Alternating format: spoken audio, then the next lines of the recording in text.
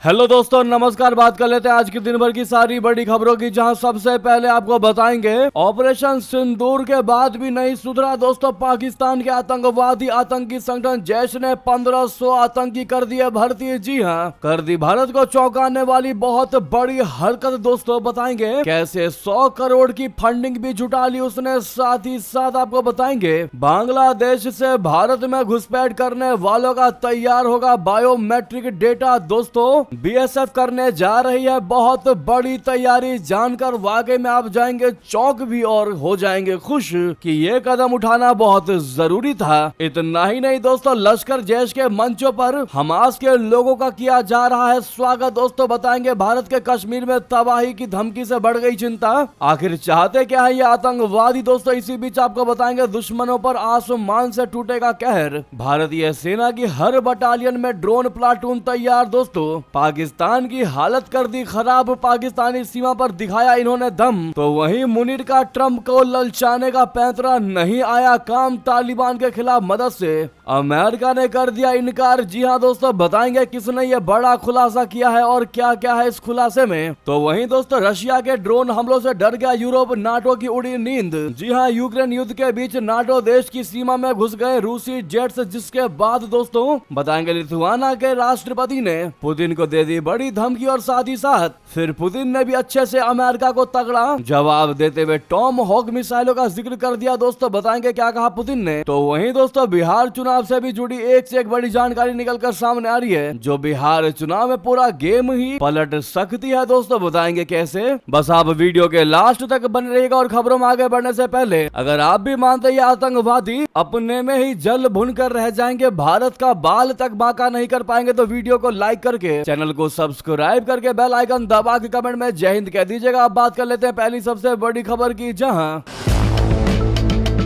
आतंकी संगठन जैश ने 1500 आतंकी कर लिए भर्ती। दोस्तों पाकिस्तान आर्मी की शह पर महिला ब्रिगेड की आड़ में रिक्रूटमेंट, 100 करोड़ की फंडिंग तक जुटा ली। दोस्तों पाकिस्तान का आतंकी संगठन जैश ए मोहम्मद फिर सक्रिय हो गया है। उसने अपनी पहली महिला ब्रिगेड जमात उल मोमिनात शुरू कर दिया। इसकी भर्ती 8 अक्टूबर से शुरू की गई है। ऑनलाइन भर्ती प्रक्रिया की आड़ में असल में युवा आतंकियों को संगठन में शामिल किया जा रहा है। यह खबर दोस्तों काफी टाइम से, काफी दिनों से आ रही है, लेकिन चौंकाने वाली जो बात यह है कि जैसे कि ये प्लानिंग दोस्तों इफेक्टिव नजर आ रही है और इसमें लगातार आतंकवादी शामिल हो रहे हैं। ऑपरेशन सिंदूर के दौरान भारतीय सेना ने जैश को पाकिस्तान के पंजाब सूबे के बहावलपुर में मरकज तबाह किया था। यह आतंकियों का मुख्य ठिकाना था। अब पाकिस्तान की आर्मी की शह पर जैश फिर से संगठित हो रहा है। सूत्रों के मुताबिक अब तक पंजाब और सिंध सूबे से लगभग 1500 आतंकी जैश में शामिल किए जा चुके हैं। साथ ही पाकिस्तान के शहरों में संचालित जैश के मदरसों और मस्जिदों से लगभग 100 करोड़ रुपए चंदा भी जुटाया जा चुका है। दोस्तों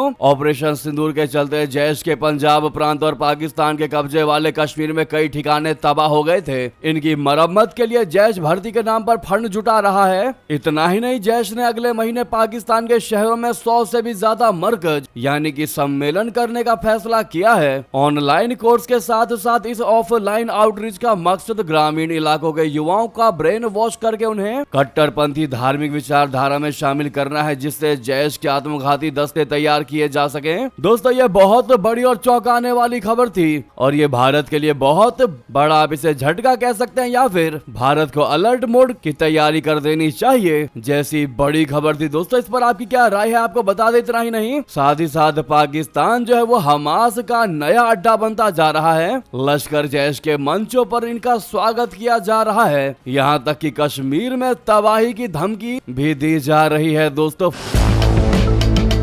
फलस्तीनी गुट हमास की सक्रियता गाजा के बाहर बढ़ती दिखाई दे रही है। जी हाँ, ये चौंकाने वाली खबर जरूर है, लेकिन पाकिस्तान के हर एक चाल की पोल अवश्य खोल देगा। दोस्तों हमास तो लड़ाकों के लिए बीते 2 वर्षों में पाकिस्तान नया घर बनकर उभरा है। दोस्तों हमास को अमेरिका आतंकी गुट कहता रहा है। अमेरिका के लिए पाकिस्तान एक प्रमुख गैर नाटो सहयोगी है। ऐसे में ये घटनाक्रम पाकिस्तान की वैश्विक लड़ाई में विश्वसनीय साझेदार के रूप में भूमिका को चुनौती देता है। पाकिस्तान में हमास नेताओं की सक्रियता से कई सवाल उठे हैं। खास तौर से कश्मीर पर हमास और पाकिस्तान आतंकी गुटों की बयानबाजी भारत की चिंता भी बढ़ाती है। दोस्तों, मिडिल ईस्ट फोरम की रिपोर्ट दावा करती है कि पाकिस्तान में हमास के विशेष प्रतिनिधि नाजी जहीर हैं। उसने पाकिस्तान स्थित लश्कर तैयबा और जैश ए मोहम्मद जैसे आतंकवादी संगठनों के साथ बड़े शहरों में मंच साझा किए हैं। यानी कि आप कह सकते हैं कि तेजी से हमास का जो ग्राफ है वो पाकिस्तान में बढ़ता जा रहा है। दोस्तों, मेन चीज ये है कि ये नेता जो है वो कश्मीर एकजुटता दिवस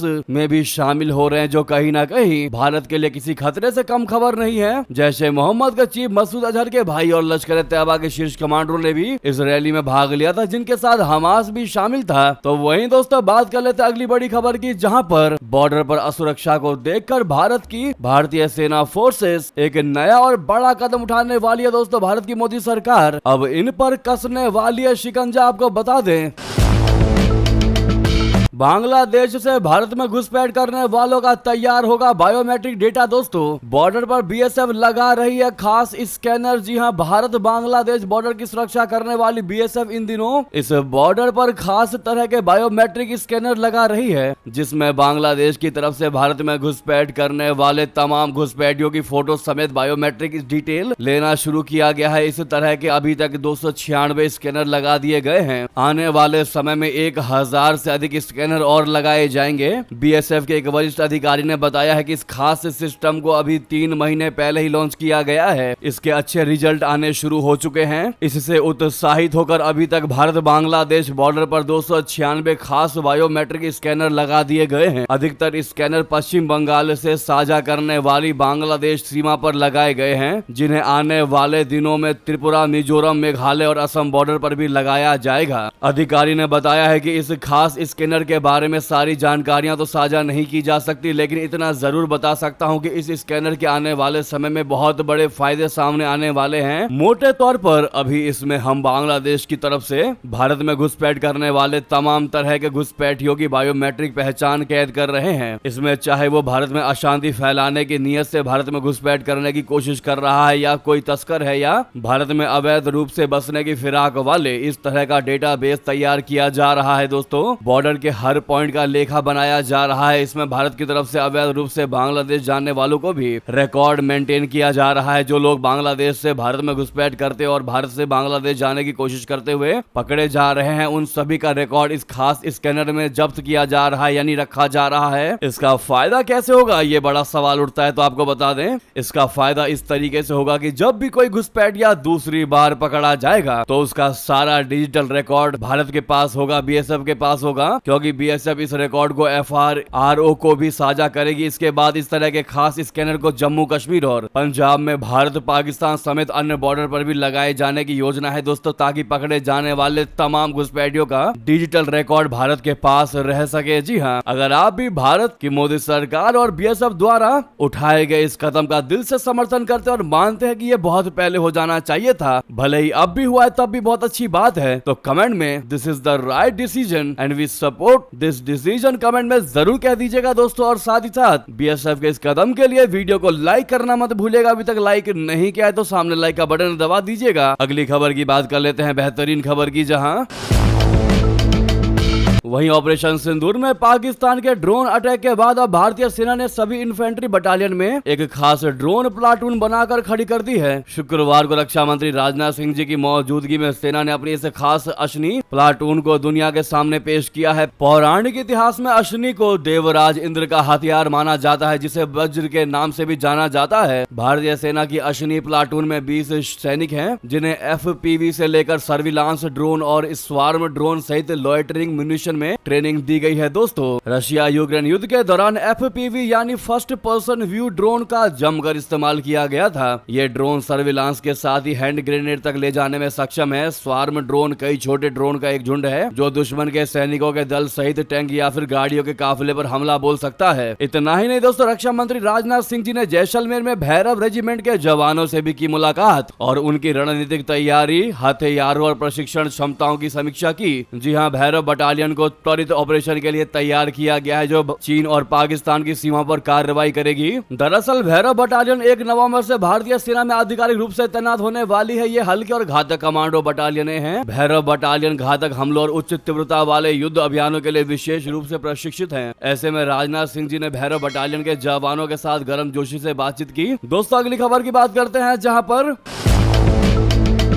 तेल के व्यापार पर मंत्री पीयूष गोयल का बहुत बड़ा बयान। कहा यूरोप को छूट तो फिर भारत निशाने पर क्यों है। जी हाँ, भारत के वाणिज्य मंत्री पीयूष गोयल ने कह दिया कि पश्चिमी देश सिर्फ भारत पर उंगली क्यों उठा रहे हैं, जबकि यूरोप के देश खुद अमेरिका से रशिया के तेल पर छूट मांग रहे हैं। उन्होंने कहा कि जर्मनी छूट मांग रहा है, ब्रिटेन को पहले ही छूट मिल चुकी है, तो फिर भारत को क्यों निशाना बनाया जा रहा है। गोयल ने ये बात जर्मनी में हुए बर्लिन ग्लोबल डायलॉग कार्यक्रम में कही, जहाँ वे ब्रिटेन की व्यापार मंत्री कैमी बोडेनॉक के साथ मंच साझा कर रहे थे। जब बोडेनॉक ने कहा कि छूट सिर्फ रशिया की कंपनी रोजनेफ्ट की एक शाखा के लिए है, तो गोयल ने जवाब दिया कि हमारे यहाँ भी रोजनेफ्ट की एक शाखा है। यह बयान तब आया जब अमेरिका और उसके साथी देश भारत पर दबाव डाल रहे हैं कि वो रशिया से सस्ता तेल खरीदना घटाए। पिछले महीने अमेरिका ने भारत से आने वाले सामानों पर टैक्स बढ़ाकर लगभग 50% कर दिया। भारत ने इसे अनुचित बताया था। जी हाँ, अमेरिका का कहना है कि अगर भारत रशिया से तेल खरीदना बंद कर देगा तो रशिया यूक्रेन युद्ध खत्म करने पर दबाव बढ़ेगा। यूरोपीय यूनियन ने भी 3 भारतीय कंपनियों पर पाबंदी लगाई है, ये कहते हुए कि उनका रशिया की सेना से रिश्ता है, संबंध है। अमेरिका ने इसी हफ्ते रशिया की 2 बड़ी तेल कंपनियों रोजनेफ्ट और लुकोइल को भी निशाना बनाया और नई पाबंदियां लगा दी। ऐसे में गोयल ने कहा कि भारत कोई भी फैसला जल्दबाजी में या किसी के दबाव में नहीं करता। हम सौदे तब करते हैं जब हमें देश के हिसाब से सही लगता है। अगर किसी ने हम पर टैक्स लगाया है तो लगा दे। हम नए देशों में व्यापार बढ़ाने की कोशिश कर रहे हैं और लंबे समय तक मजबूत बने रहने पर ध्यान दे रहे हैं। जी हाँ दोस्तों, उन्होंने बताया कि भारत का लक्ष्य अगले 20 से 25 साल में $30 ट्रिलियन की अर्थव्यवस्था बनना है। हम भविष्य को देखकर फैसले करते हैं और हमेशा देश के लिए सबसे अच्छा सौदा करते हैं। उन्होंने ये तक कहा कि भारत की नीति सिर्फ अपने राष्ट्रीय हित पर तय होती है। भारत कभी किसी के कहने पर दोस्ती या व्यापार तय नहीं करता। अगर कोई कहे कि यूरोप या केन्या से काम मत करो तो ये मंजूर नहीं होगा। जी हाँ, यानी कि मंत्री पीयूष गोयल ने बहुत बड़ा और तगड़ा जवाब दिया है दोस्तों अमेरिका को, और बता दिया है कि हम तुम्हारे दबाव में नहीं आने वाले। भारत के हित में जो होगा हम वही कार्य करेंगे। तुम टैरिफ लगाओगे, तुम टैक्स लगाओगे तो हम नए बाजार ढूंढेंगे, लेकिन तुम्हारे आगे झुकेंगे नहीं। जी हाँ दोस्तों, अगर आप भी पीयूष गोयल जी के इस बात का समर्थन करते हैं तो ही सेड वेल कमेंट में जरूर कह दीजिएगा। साथ ही साथ आपको बता दें दोस्तों, उधर रूसी तेल को लेकर रिलायंस इंडस्ट्री ने भी बड़ा बयान दे दिया। कह दिया ईयू के निर्देशों का करेंगे पालन। पश्चिमी देशों द्वारा इस रूसी तेल कंपनियों को लेकर किए गए हालिया कदमों पर रिलायंस इंडस्ट्री की तरफ से बयान आया है। दोस्तों रिलायंस ने कह दिया कि हमने रशिया से क्रूड ऑयल के इंपोर्ट और यूरोप को रिफाइंड प्रोडक्ट्स के एक्सपोर्ट्स पर ईयू, यूके और अमेरिका द्वारा हाल ही में लगाए गए प्रतिबंधों पर ध्यान दिया है। रिलायंस वर्तमान प्रभावों का आकलन कर रही है। हम यूरोप में रिफाइंड प्रोडक्ट्स के इंपोर्ट पर ईयू के दिशा निर्देशों का पालन करेंगे। दोस्तों अगली खबर और बड़ी खबर की बात कर लेते हैं, जहां पर आसिम मुनीर का ट्रंप को ललचाने का पैंतरा नहीं आया काम। तालिबान के खिलाफ मदद से अमेरिका ने कर दिया इनकार। दोस्तों अफगान तालिबान के साथ तनातनी में अमेरिका ने पाकिस्तान का साथ नहीं देने का ले लिया फैसला। सैन्य संघर्ष के दौरान अमेरिका ने दूरी बनाई और इसके बाद भी इस्लामाबाद का समर्थन नहीं किया। लंदन में रहने वाले पाकिस्तान के पूर्व सैन्य अधिकारी आदिल राजा ने यह दावा किया है। आदिल राजा का कहना है कि आसिम मुनीर की हालिया महीनों में डोनाल्ड ट्रंप के साथ जो मुलाकातें हुई उनमें अफगानिस्तान अहम मुद्दा था। मुनीर ने कई तरह के लालच देकर ट्रंप का समर्थन पाने की कोशिश की, लेकिन वो इसमें पूरे तरीके से नाकामयाब रहा। आदिल राजा का कहना है कि इस साल जून में ट्रंप के साथ लंच के दौरान और उसके बाद भी मुनीर ने अमेरिका को कई ऑफर दिए। मुनीर ने ट्रंप से कहा कि अमेरिका अगर तालिबान के खिलाफ पाकिस्तान की मदद करेगा तो हम आपको बगराम एयरबेस पर नियंत्रण दिलवाने में आपकी मदद करेंगे। डोनाल्ड ट्रंप को लालच दिया गया कि काबुल के पास स्थित इस बेस से अमेरिकी सैन्य अधिकारी चीन की निगरानी कर सकते हैं। आदिल आगे कहते हैं कि आसिम मुनीर ने अमेरिका की मदद के भरोसे ही इस महीने अफगानिस्तान में हवाई हमले करते हुए तालिबान से लड़ाई शुरू की थी, वो भी आगे से। ऐसे में मुनीर को झटका तब लगा जब डोनाल्ड ट्रंप प्रशासन ने उनकी कोई मदद नहीं की। दोस्तों इवन देखा तक नहीं पाकिस्तान की तरफ। अमेरिका से डॉलर नहीं आए तो पाकिस्तान को कदम पीछे खींचने पड़ गए और अरब देशों की मध्यस्थता में सीज फायर समझौता करने को मजबूर होना पड़ा। जी हाँ दोस्तों, पाकिस्तान की ऐसी स्थिति पर हमें वाकई में हंसी भी आ रही है देखिए कि पाकिस्तान कितनी जल्दी किसी पर भरोसा कर लेता है और कदम आगे बढ़ा देता है, जबकि रियलिटी यह है कि पाकिस्तान को अपने आप को स्ट्रांग बनाना चाहिए, ना कि किसी के बदौलत। लेकिन पाकिस्तान जो है वो आतंकिस्तान कौम है दोस्तों, और ऐसे में वो हमेशा सिर्फ फंडिंग पर ही कार्य करती आई है। उसको किसी भी कार्य के लिए फंडिंग चाहिए होता है, क्योंकि उसकी कुछ खुद की वैल्यू तो है नहीं। और आप ही देखिए दोस्तों, वो पाकिस्तान जिसकी हमेशा से चाइना ने मदद की, अब वही अमेरिका के पास जाकर कहता है कि हम आपको बगराम एयरबेस दे देंगे, जिससे कि आप चाइना की ही निगरानी करना। अब आप देखिए कैसा दोगलापन खेल खेल रहा है पाकिस्तान चीन के साथ। जी हाँ, इस पर आपकी राय तो बनती है दोस्तों।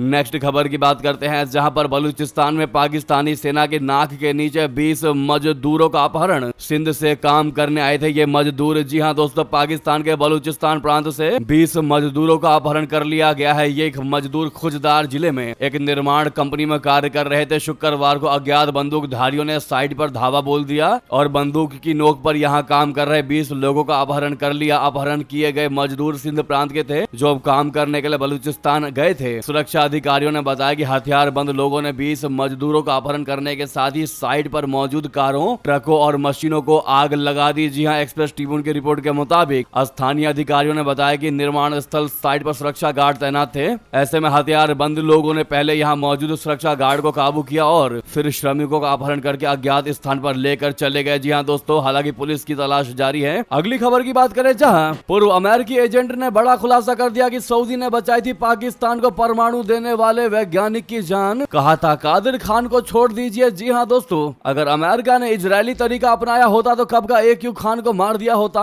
अमेरिकी खुफिया एजेंसी CIA के पूर्व अधिकारी जॉन किरियाको ने पाकिस्तान के परमाणु वैज्ञानिक अब्दुल कादिर खान पर चौंकाने वाला खुलासा कर दिया। जॉन ने बताया कि सऊदी सरकार के हस्तक्षेप की वजह से अमेरिकी एजेंट ने कादिर की हत्या न करने का फैसला लिया था। CIA में विश्लेषक और आतंक रोधी अभियानों में 15 साल बिताने वाले जॉन ने कहा कि अमेरिका के पास खान के बारे में पूरी जानकारी थी। इसमें उनके ठिकाने और दिनचर्या तक शामिल था। हालांकि सऊदी के दबाव में अमेरिका ने खान को खत्म करने के प्लान से पीछे हट गया। उन्होंने आगे कहा कि कादिर खान और उसके परमाणु कार्यक्रम को सऊदी सरकार का मजबूत समर्थन हासिल था। दरअसल दोस्तों, कादिर खान को पाकिस्तान के परमाणु बम का जनक कहा जाता है। उसने ही पाकिस्तान के लिए परमाणु बम बनाया है, यानी बनाया था। भारत के भोपाल में जन्मे कादिर खान 1947 में विभाजन के बाद उसे 1952 में अपने परिवार के साथ पाकिस्तान चले गए थे। तो उनको लेकर अब ये बड़ा खुलासा किया है दोस्तों। अमेरिका के एजेंट ने बता दिया है कि इजरायली तरीका अपनाया होता तो कब का उसी क्षण उसी समय कादिर खान को मार दिया गया होता। जी हाँ दोस्तों, नेक्स्ट खबर की बात करते हैं, जहां पर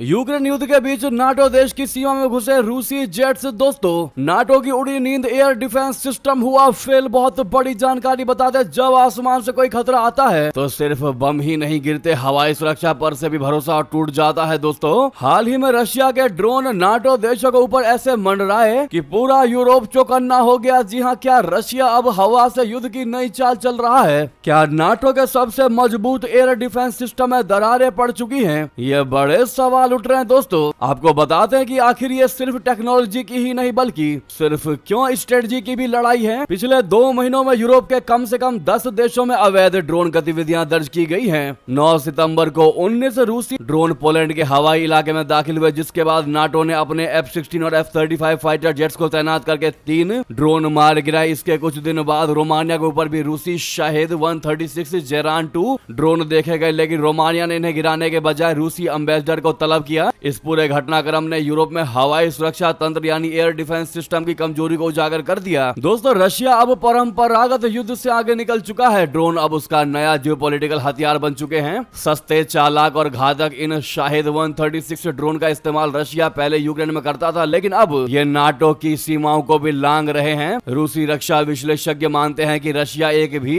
मिसाइल दागे बिना नाटो के रेस्पॉन्स टाइम और रडार एफिशिएंसी को टेस्ट कर रहा है। यानी रूस किसी सीधी जंग की शुरुआत नहीं कर रहा है, लेकिन वो नाटो की सतर्कता और तकनीकी क्षमता को परख रहा है। इसी बीच लिथुआनिया के राष्ट्रपति ने कह दिया कि रशिया के सैन्य विमानों ने गुरुवार शाम को थोड़े समय के लिए उनके देश के हवाई क्षेत्र का उल्लंघन किया। उन्होंने इसे अपने यूरोपीय संघ और नाटो सदस्य देश की क्षेत्रीय अखंडता का खुला उल्लंघन बताया। तो वहीं आपको बता दें दोस्तों, व्लादिमीर पुतिन ने अमेरिका को बड़ी धमकी दे दी। कह दिया, अमेरिकी टॉमहॉक मिसाइलों से अगर हमला हुआ तो जवाब घातक होगा। रूसी तेल कंपनियों पर ट्रंप के प्रतिबंध दुश्मनी भरे कदम है। इससे संबंध बिगड़ेंगे ही। जी हाँ, रशिया के राष्ट्रपति व्लादिमीर पुतिन ने गुरुवार को कह दिया कि अगर हम पर अमेरिकी टॉम हॉक मिसाइलों से हमला किया गया तो इसका तगड़ा जवाब देंगे। पुतिन का यह बयान अमेरिका के 2 रूसी तेल कंपनियों पर लगे प्रतिबंध के बाद आया है। अगली खबर की बात करते हैं, जहां पर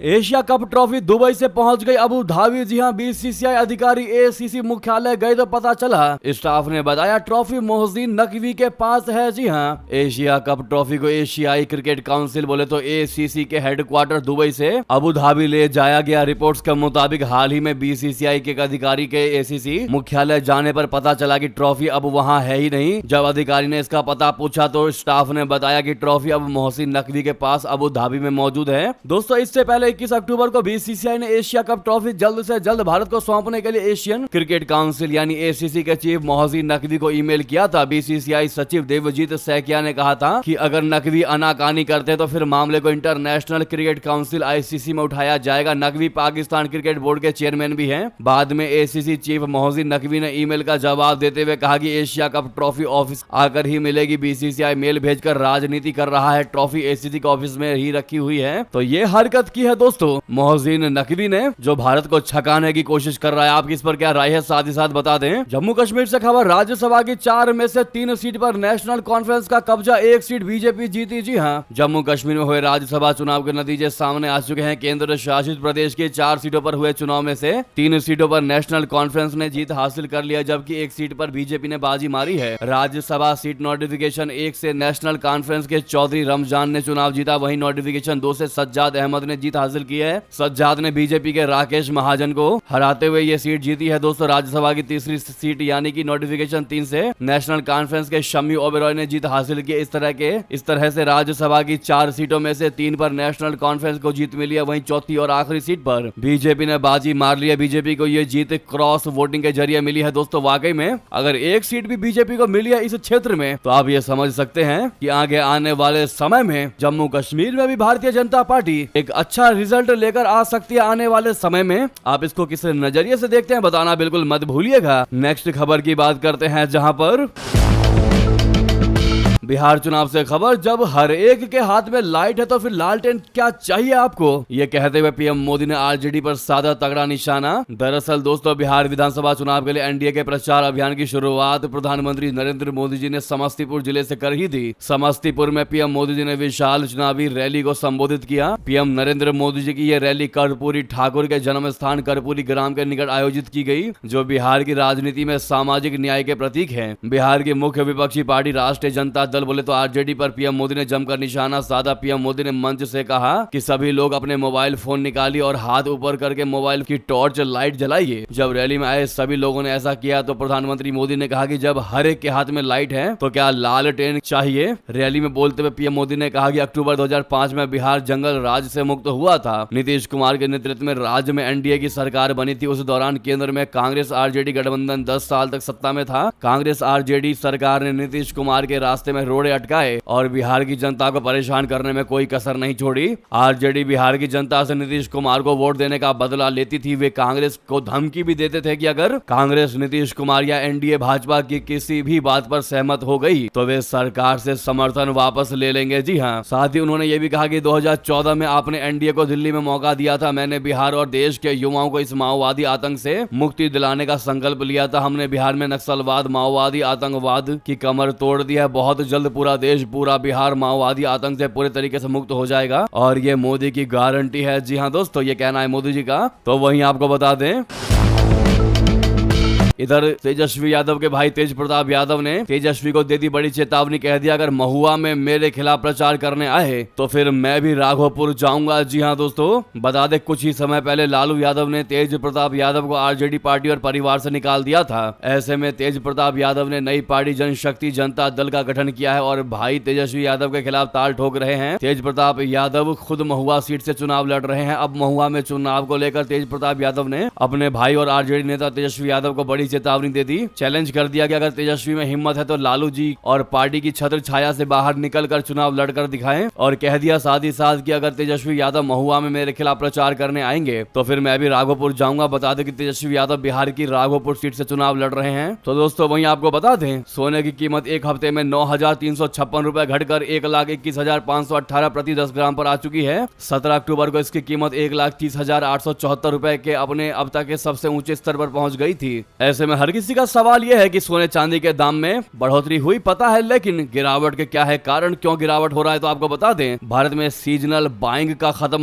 हो चुका है। यानी दिवाली जैसे फेस्टिवल के बाद इंडिया में सोने चांदी की खरीदारी का सिलसिला थम चुका है। इससे सोना चांदी की डिमांड में कमी आई है। वहीं ग्लोबल टेंशन में भी कमी आई है। सोना चांदी का सेफ हेवन माना जाता है, यानी मुश्किल वक्त में लोग इन्हें खरीदते हैं। ग्लोबल टेंशन के कम होने से इसमें गिरावट आई है। बाकी सारी जानकारी आप देख ही पा रहे होंगे। दोस्तों आपको खबर कैसी लगी जरूर लिखकर बताएगा। लगे हाथ तो वीडियो को लाइक करके चैनल को सब्सक्राइब करके बेल आइकन दबा के कमेंट में जय हिंद आप लोग अवश्य कह दीजिएगा। और आप सभी से रिक्वेस्ट है जहां पर भी आपका ग्रुप हो, चाहे व्हाट्सएप, फेसबुक या एक्स, शेयर अवश्य कर दीजिएगा। मिलते अगली खबर में। जय हिंद, जय भारत।